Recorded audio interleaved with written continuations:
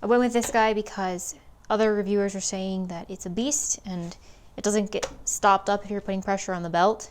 I've also found that to be true, so I'm very happy with this purchase. This is the boot that goes on the end here. I took that off because it's a pain to change belts with that in place. That leaves the issue of now there's no place to plug in the dust collection. For now, I'm just going to shop vac hose and hold that in place with a clamp. Go ahead and turn on the shop vacuum, so it's just gonna be very loud.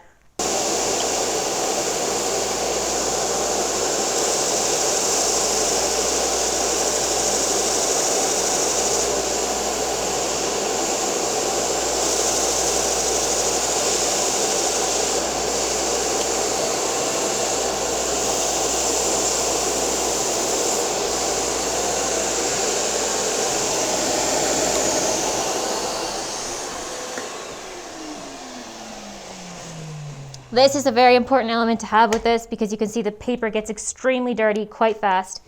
This is just a block of rubber that will clean the grit off and give you a much better life on your belts. If you have that metal screw on there, you just have to unscrew it from under here before you change the belt. We release the tension. Slides right off. I'm gonna make sure that my arrows match up with the arrow on here. We're going this direction. Put my belt on that way. Hopefully this fits. I haven't tried these yet. Seems a little tight. Okay, cool. Yeah, that fits. Oh, so yeah, this surface under here, when knife makers are using this, I've seen them swap it out for some sort of fireplace glass. For what I'm doing, I don't need it to be that fine. I'm not at this point trying to sharpen something like a knife. If I need to eventually, then I will look into that solution for getting a really fine texture on here for the much finer belts. So that just slips on, close the tension.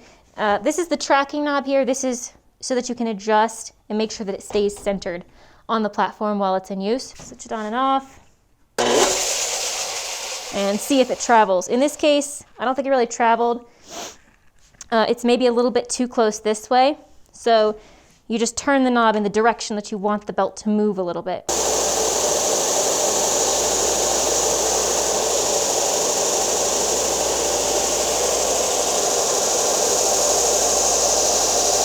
The disc sanders actually turn out to be quite useful. These are kind of a pain to swap out, but there's a very specific type of glue, can't think what it's called right now, that you're supposed to use when you change it the first time to make it easier to change in future. Of course, when you're using either of these tools, it's extremely important to ensure that your sleeves are rolled back if you have long sleeves.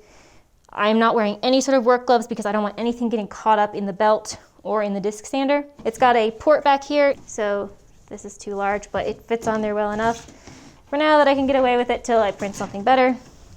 One of these is really great for when you're using these powerful sort of tools.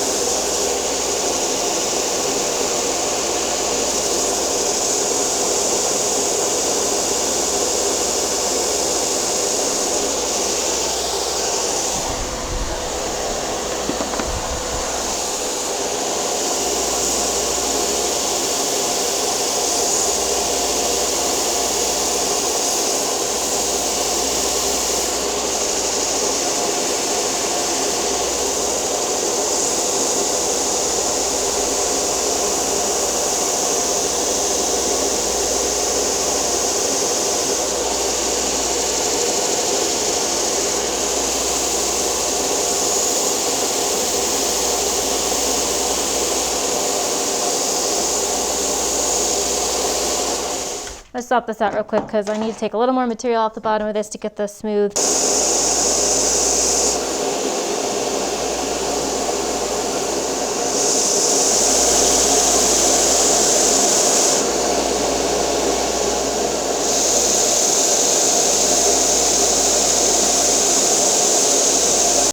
very aggressive removal with a good grit, and it's much easier to keep it even than trying to do something like this with a hand sander, which is what I was trying to do using the random orbit or oscillating sander. It's a huge step up. I just gotta try out this 40 grit thing. It looks insane. I mean, it's supposed to be for metal, but I'm gonna try it on composites.